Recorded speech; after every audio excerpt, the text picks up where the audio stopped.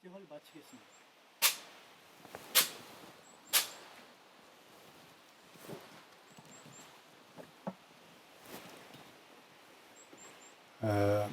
오늘은 2565년 부처님 오신 날 이제 연등 행사를 하는 그런 모임을 갖고 있습니다. 나라가 코로나로 많은 분들이 어려움을 겪고 있고 또 일상생활 속에서도 꼭 마스크를 써야지 되는 그 불편함을 겪어야지 되고 또 다수 대중이 모이는 모임도 가급적이면 금지를 하고 있는 어려운 그런 그 시국 속에서 보강하면서 이렇게 조촐하게 부처님 오신 날을 행사하게 되는데 직접 이렇게 그 먼 길을 마다 안 하시고 참석해 주신 그 가까운 마스크를 쓰고 앉아서 계셔야 되는 불편함을 다 감수하면서도 부처님 오신 날을 이렇게 축하하기 위해서 모여주신 여러분들께 부처님의 자비와 가피가 항상 가득 넘치시기를 축원합니다. 그리고 등을 이 산골에 초라한 절에 등을 밝혀주신 많은 분들께도 부처님의 자비와 가피가 가득하셔서 집안이 항상 화목하고 가정이 평안하고 그리고 모두 다 건강하시기를 부처님 전에 간절한 마음으로 축원을 했습니다. 어저께 등을 달면서도 한 분 한 분 다 들여다보면서 어떤 분들은 낯이 익은 분들도 있고 또 어떤 분들은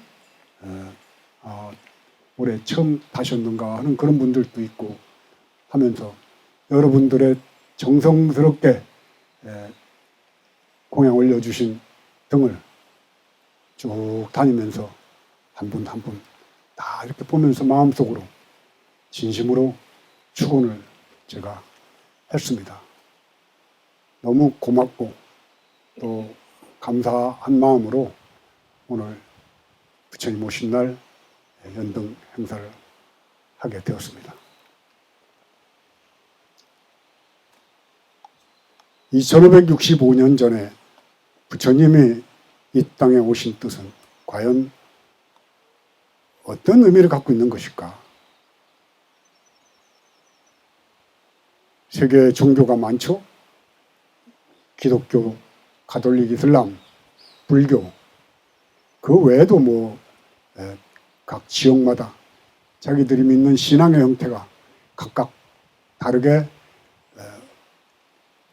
어떤 식으로든지 믿고 바라고 축원하고 기도하는 그런 종교의 형태들이 많이 있습니다만은 과연 부처님은 무엇을 가리키기 위해서 이 땅에 2565년 전에 사바세계에 출연하셨을까 하는 생각을 우리가 곰곰하게 생각해야지 되는 날입니다. 한때는 제가 부처님 오신 날이 아니고 오늘은 부처님이 우신 날이라고 하면서 초파일을 지낸 적도 있었습니다. 왜냐하면 부처님의 제자들이 절집안이 대한불교 조계종이 너무 부처님의 가르침하고는 먼 거리에 일일이 구체적으로 얘기 않더라도 세상 사람들에게 손가락질 받는 그런 모습으로 불교가 폄하되고 할 때 초파일을 지내면서 제가 오늘은 부처님 오신 날이 아니고 부처님이 우신 날이라고 하면서 초파일을 아마 보낸 적도 있었습니다. 과연 부처님은 어떤 모습으로 무엇을 가리키기 위해서 이 땅에 오셨을까? 그리고 부처님과 우리의 관계는 어떤 관계일까? 제가 19살 고등학교 3학년 대학 입시 준비를 하기 위해서 무주 구천동에 있는 관음사라는 절을 가지 않았더라면 저는 출가도 안 했을 것이고 불법을 만나지도 못했을 것이고 이럭저럭 그저 교회를 다니는 그런 그 기독교 신자였을지도 모릅니다. 어떤 인연이었던지 전생에 어떠한 그 선연을 지었길래 대학교 입시 준비한다고 고등학교 3학년 여름방학 때 절에 공부를 하러 갔다가 불교를 만나면서 아, 내가 갈 길이 바로 이 길이구나 하면서 그 길로 입시 준비했던 영어 정에 홍성대 씨가 쓴 수학 정석 1, 2를 그냥 덮어놓고 바로 출가를 결심했던 그런 제 19살 고3 때였습니다. 불교를 만났다 하더라도 제가 불교에 대한 그런 그 이해를 못하고 그냥 미신이야. 노랑 할아버지한테 쌀 갖다 놓고 비는 평소에 생각했던 그런 불교로 그냥 갖고 있을 수도 있지만은 다행스럽게 부처님의 가르침, 정법을 만나게 된 것이 어떻게 보면 저의 행운이기도 하고 또한 저의 선택이기도 합니다. 결국은 이 세상을 살아가면서 어떤 경험을 부딪혔을 때는 결국 제가 선택을 하게 됩니다. 부처님이 저를 선택한 게 아니고 제가 부처님을 선택을 한 겁니다.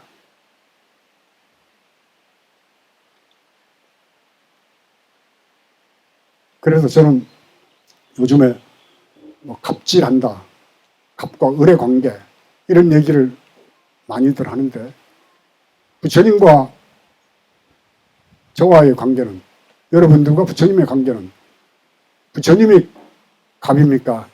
여러분들이 갑입니까? 우리가 갑이죠.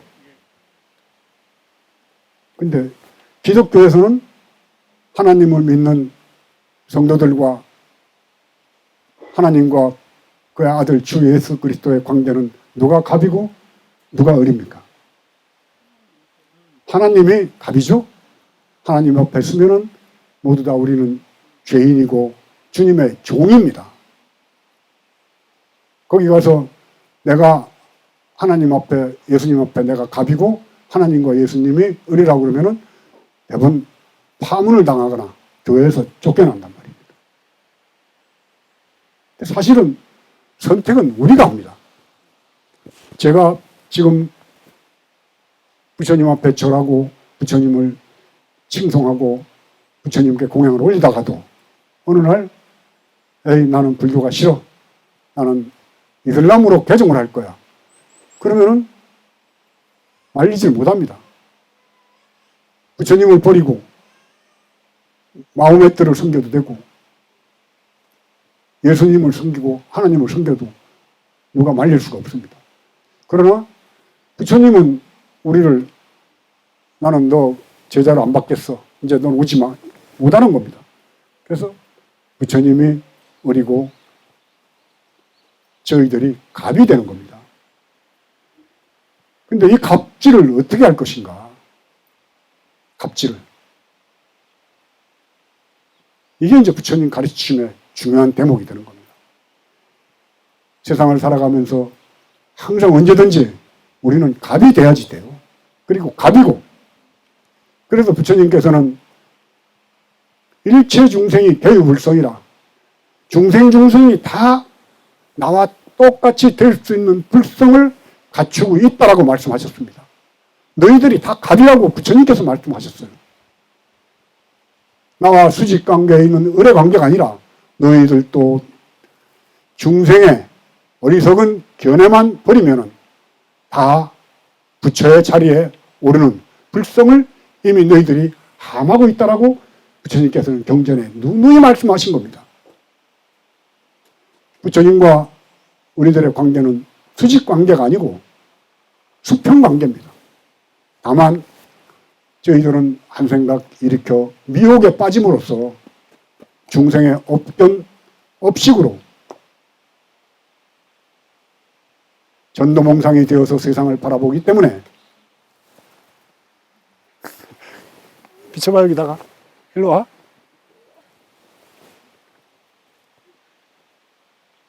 업견업식으로 세상을 바라보기 때문에 그것은 중생이고, 그래도 반야신경에도 원리 전도몽상 구경열반이라고 나왔지 않습니까? 원리, 뭘 원자, 버릴 리자. 전도몽상, 전도는 뒤집어졌다는 소리입니다. 몽상, 꿈이란 말이에요. 헛된 거, 거품 같은 거, 꿈 같은 거. 세상을 바로 못 보고 지 견해대로 보는 겁니다. 지 생각만큼. 그 자기가 배우고 교육되어지고 살아온 세월 속에 무엇이라고 가치를 만들었던 그런 견해들, 그 견해는 때에 따라서는 원시시대에 살았던 인간들이 가졌던 견해와 과학문명이 발달돼서 지금 휴대폰, 스마트폰을 쓰는 지금 시대의 사람들이 갖고 있는 세상을 보는 견해는 분명히 다르겠죠. 그건 시대가 만들어 놓은 견해입니다. 시대가 만들어졌던 견해. 지역에 따라 또 다릅니다. 아프리카 사람들이 보는 견해, 유럽 사람들이 보는 견해, 아시아 사람들이 보는 견해 다 다르죠. 종교에 따라서 또 달라집니다. 기독교인이 보는 견해는 이 세상 만드는 거는 전부 인간을 위해서 하나님께서 만드셨다라고 그렇게 보는데, 불교인은 어떻게 봅니까? 일체 모든 유정, 무정에 다 불성이 있다라고 보는 겁니다. 어느 무엇에도 차별하지 말라는 게 부처님의 가르침인 거죠. 이런 다른 견해들이 어떤 것이 옳고 어떤 것이 옳고 잘못됐다라고 감히 어떻게 판단을 내리겠습니까? 교회 열심히 다니는 사람한테 아무리 하나님과 너의 관계는 수평관계다, 수직관계 아니라고 그러면 화를 벌컥 낼 겁니다.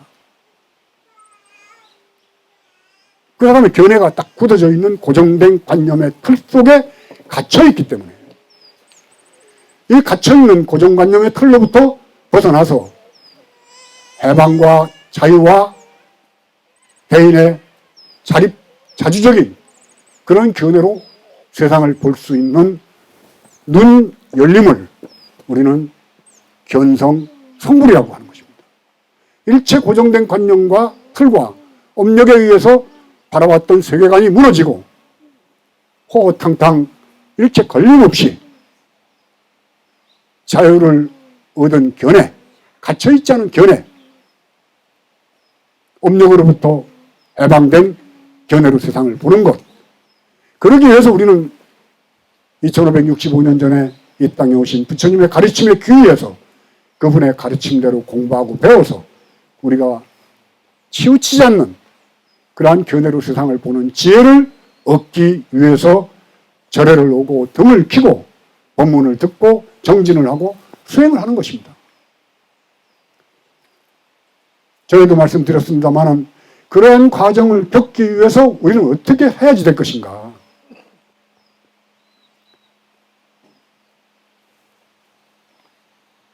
제가 말씀드릴 때 오늘 또 갑자기 생각이 안 난다.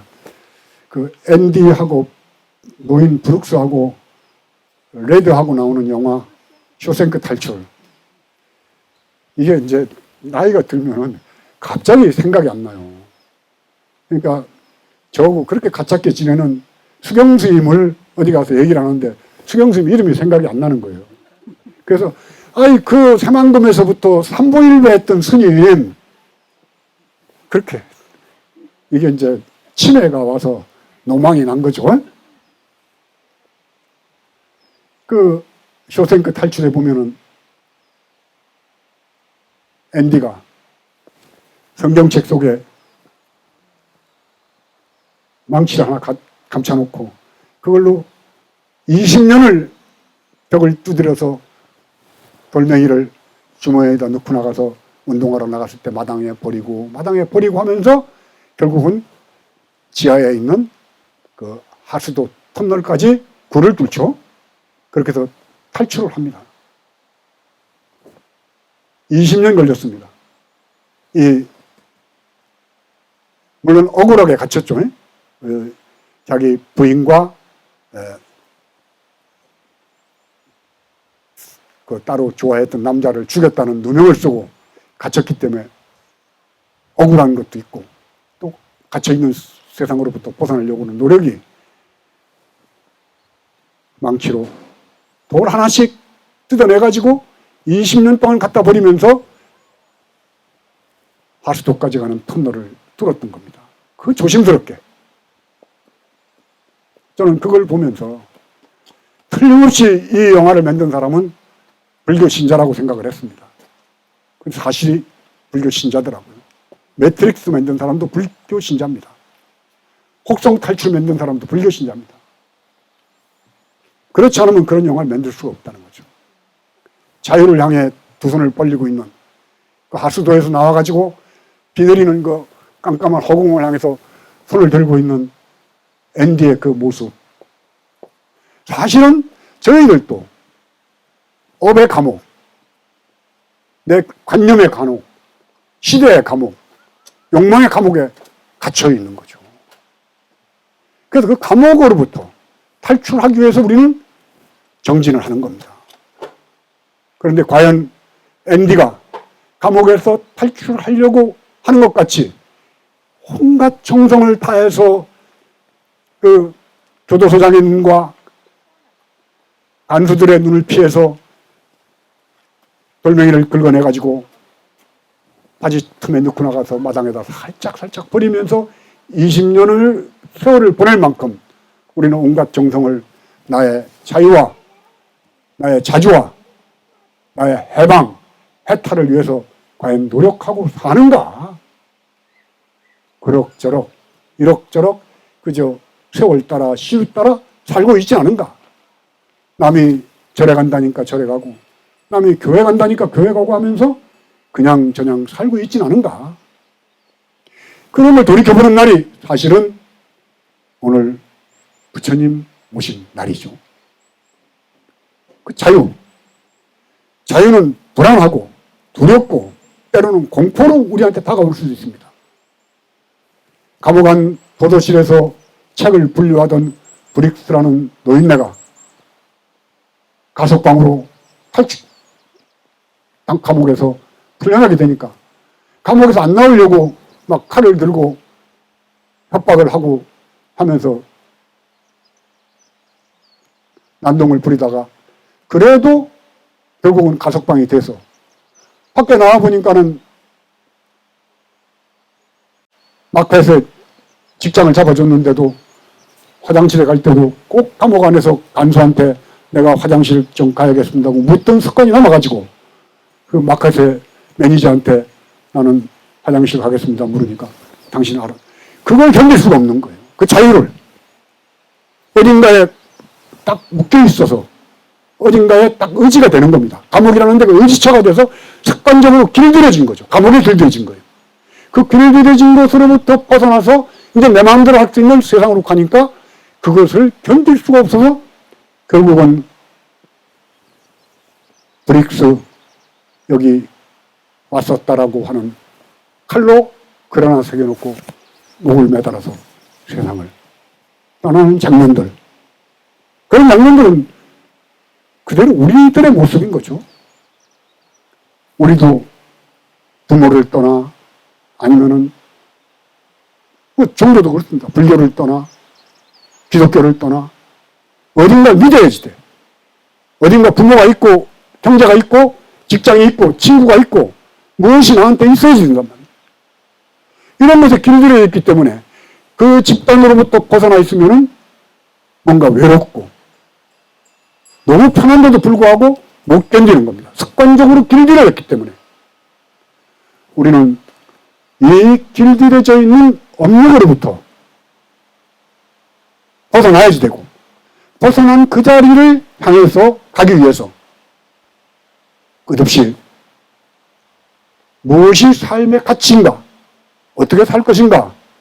나는 누구인가? 이 문제에 대해서 절대 절망의 마음으로 앤디가 돌 하나씩 해서 주머니에 넣고 밖에 나오던 20년의 세월 같은 정성으로 내 인생의 삶을 돌이켜보지 않는다면 어리석은 그저 남 따라서 우르르 몰려다니다가 명이 닿으면 세상을 떠나는 그런 가치 없는 삶을 살게 된다는 얘기죠. 그래서 우리는 갑이 되기 위해서, 그것도 제대로 된 갑질, 제대로 된 갑질을 하기 위해서는 지혜로 와야지 돼요. 어떤 사람이 제대로 된 갑질을 하는가? 그 사람이 있으면은 그 자리가 환히 밝아지는 것 같고 편하고, 그 사람이 있으면 즐겁고, 저 사람은 언제든지 어렵고 힘든 사람을 보면 손을 내밀어 줘. 슬플 때는 저 사람한테 가서 뭔가 얘기하면 내 마음이 풀려. 저 사람이 있으면 나는 굉장히 기분이 좋아져. 이런 갑질.